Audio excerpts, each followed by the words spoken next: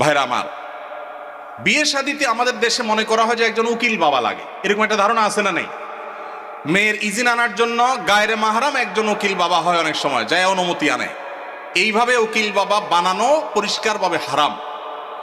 পরিষ্কারভাবে মুরব্বীরা ভালো করে শুনে রাখেন, যারা যারা উকিল বাবা আছেন এই বাবাগিরি ছেড়ে দেন। বাংলাদেশে বাবার কোনো শেষ নাই। খাজা বাবা, উকিল বাবা,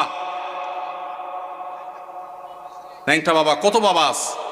আল্লাহ তাআলা এই সমস্ত নকল বাবা থেকে আমাদেরকে হেফাজত করুন। বিয়ে উপলক্ষে কোনো উকিল বাবা টাবা চলবে না।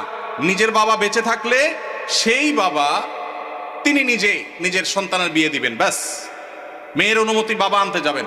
জাজ্জল্যমান বাবা উপস্থিত, আগাগোড়া 5 হাতি বাবা আছে, এরপরও দেখা যায় আরেকজন উকিল বাবা সেজে সেখানে নাটক করতে যায় অনুমতি আনার জন্য। এই নাটক করা জায়েজ।